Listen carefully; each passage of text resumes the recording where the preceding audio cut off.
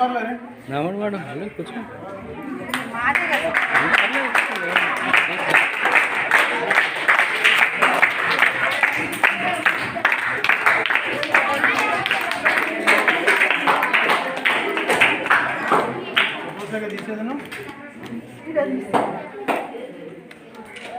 नमस्ते मैडम।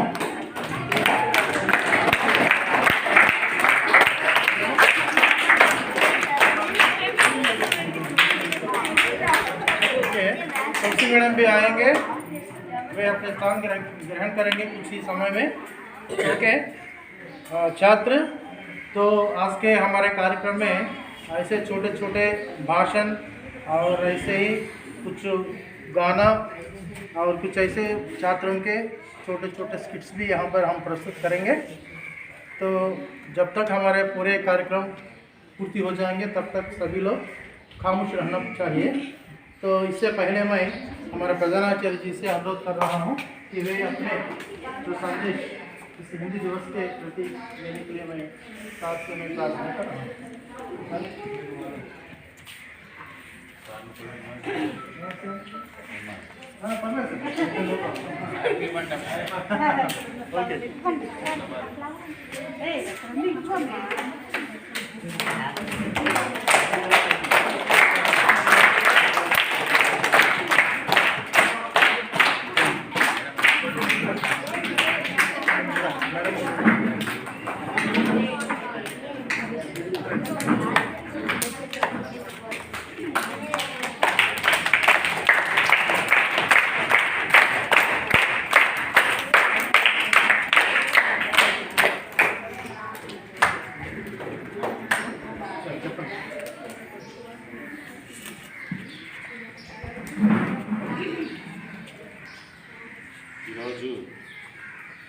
మన స్కూల్లో హిందీ దివస్ అంటే హిందీ భాషా దినోత్సవం జరుపుకుంటున్నాం। మరి హిందీ అంటే చాలా దూరం ఉంది కదా, హిందీ కూడా రాదు, మాట్లాడటం రాదు, కానీ అర్థం చేసుకోవడం అయితే వస్తుంది। మరి ఈరోజు ఈ హిందీ భాషా దినోత్సవ సందర్భంగా దీనికి ప్రత్యేకత ఉంది। ఇది మన భారతదేశంలోనే హిందీకి ఒక ప్రత్యేకత తర్వాత। इसीलिए हमें एक भाषा हमें चाहिए अपने अनुभवों को, अनुभूतियों को, भावनाओं को प्रकट करने के लिए। तो इसलिए जहाँ तहाँ हमें मातृभाषा का उपयोग करते हैं। अगर हमें जहाँ जो मातृभाषा के बगैर अन्य प्रदेशों में यानी राज्यों में अगर गए तो वहाँ पर हिंदी, नहीं तो अन्य अगर तमिलनाडु, उड़ीसा ऐसे दूसरा बहुत मेहनत करते हैं। तो इसलिए हिंदी वामो हिंदी उर्दू साथ तेलुगु चाल साल अंटार। लेकिन अगर हिंदी भी सीखे तो इंटरमीडिएट में, डिग्री में, यानी जहाँ पर आपको अवसर मिले तो वहाँ पर अगर हिंदी सीखे तो हिंदी का जब अवसर हो जाए तो हम ठीक तरह हमें वहाँ पर फ़ायदा उठा सकते हैं। तो इसलिए जहाँ पर हिंदी सीखने का अवकाश मिले तो हिंदी सीख लीजिए, हिंदी को जो वो ज्ञान को प्राप्त कर लीजिए। तो ओके, तो हिंदी भाषा जो हीनता को दमन करने वाली भाषा, जो हीनता का अर्थ क्या है, जो यानी हमारे लिए बहुत अल्पस्थान ग्रहण करने के लिए कुछ लोग कहते हैं, तो उन लोगों को हमें दमन कर सकते हैं हमारे हिंदी से। तो अगर हमारे पास हिंदी है तो राजभाषा है, वो एक प्रकार की हमें हिंदी भाषा से जहाँ भी जाए वहाँ पर अपने काम को सुचारू रूप से कर सकते हैं। तो इसलिए हिंदी तो अगर हमें कोई भी दमन करना चाहते हैं उसे हमें उसे दमन कर सकते हैं, हम ऊपर उठ सकते हैं। तो इसीलिए हिंदी को सीखना बहुत जरूरी है। तो वैसे तो हिंदी को इससे पहले मैं लोगों को बताया था कि एक कुत्ता को भी हम हिंदी सिखाना चाहिए। ओके, तो हिंदी को हमें इससे पहले मैं बताया था प्रथम भाषा के रूप में, द्वितीय भाषा के रूप में, तृतीय भाषा के रूप में, अनेक भाषाओं में हमें सीख सकते हैं। तो हिंदी भाषा को जो क्या इसकी उत्पत्ति कैसी हुई है? हिंदी भाषा भारतीय यूरोपीय भाषा से संबंध है। भारतीय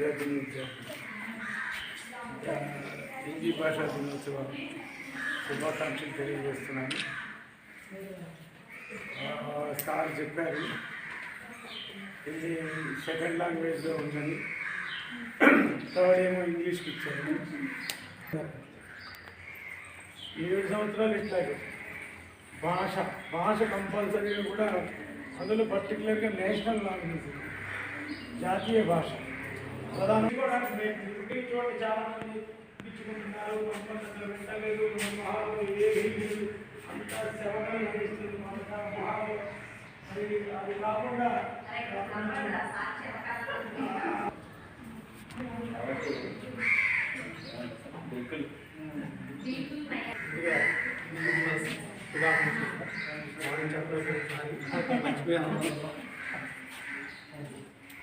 సో ఈరోజు హిందీ దివాస్ సందర్భంగా భారతదేశంలో 22 భాషలు అధికారులు గుర్తించారు. అందులో ఇది రాజభాషగా హిందీని గుర్తించడం జరిగింది.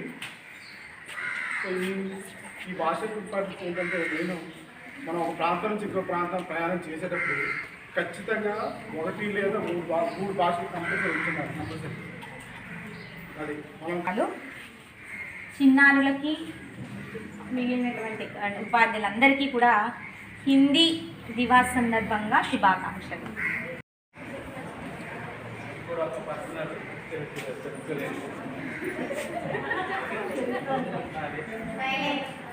మొబైల్ పోయింది ఒక షాప్ దగ్గర మొబైల్ కొట్టేసింది వాడే తర్వాత హిందీలో మాట్లాడాడు.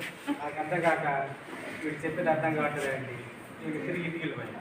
సీసీ కెమెరాలో చూస్తే వాడని తెలుసు.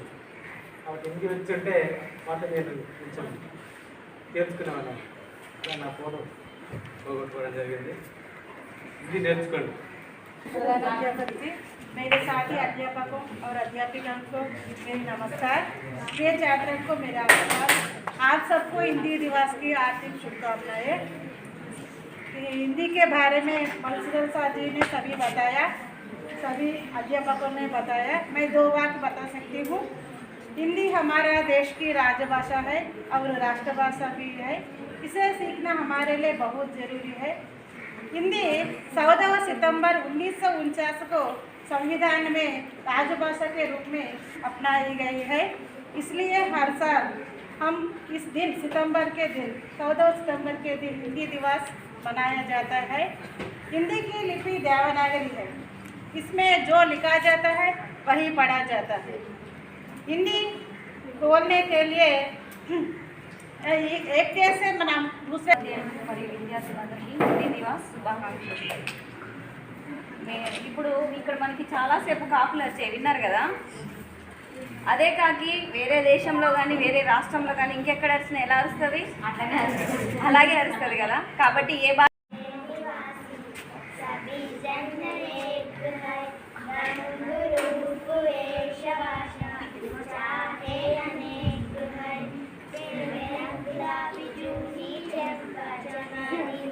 प्यारे प्यारे फूल गुलते माला में एक है हिंद देश के निवासी सभी जन एक है रंग रूप वेश भाषा चाहे अनेक है कोयल की कुप्पू न्यारी पपिया की डोल प्यारी गाना की तरन बुलबुल राग मगर एक है हिंद देश के निवासी सभी जन एक है रंग रूप वेश भाषा चाहे अनेक है गंगा जमुना ब्रह्म मेमोरियल जिला परिषद हाई स्कूल है। हमारे पाठशाला में हमारे प्रधान अध्यापक श्री विजय कांताराव साहब है। हमारे पाठशाला में 22 अध्यापक और अध्यापकों काम कर रहे हैं। हमारे पाठशाला में 6 से 10वीं तक वर्ग है।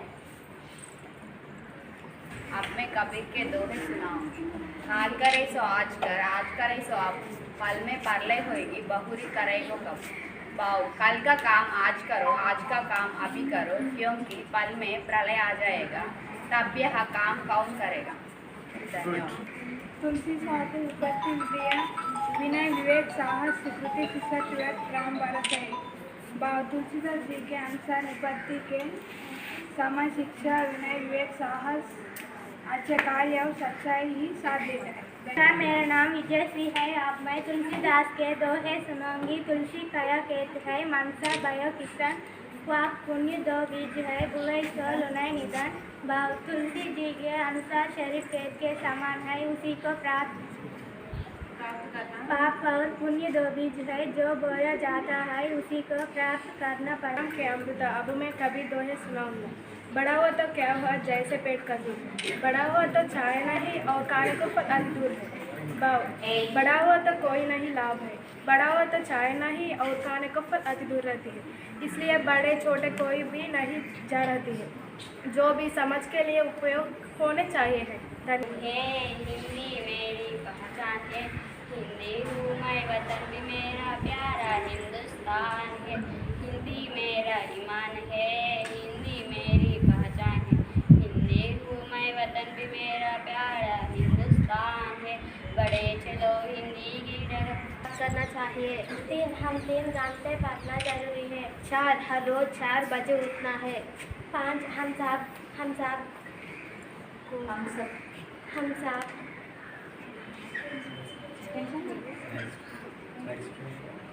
छाया के लिए पेड़ पौधों को उगाना हमारा कर्तव्य है। 7 रात 7 बजे तक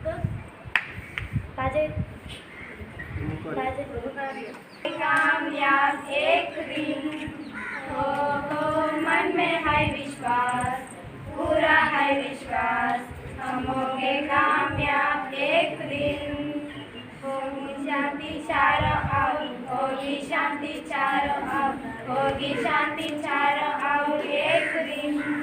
हो मन में है विश्वास, पूरा है विश्वास, होगी शांति चारों ओर एक दिन।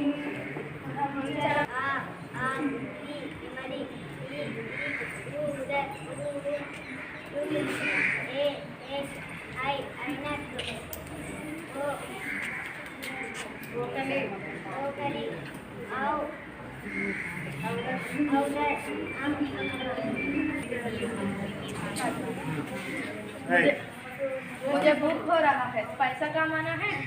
चलो आज जंगल जाया, पेड़ों को काटा, लकड़ियों के बेचे।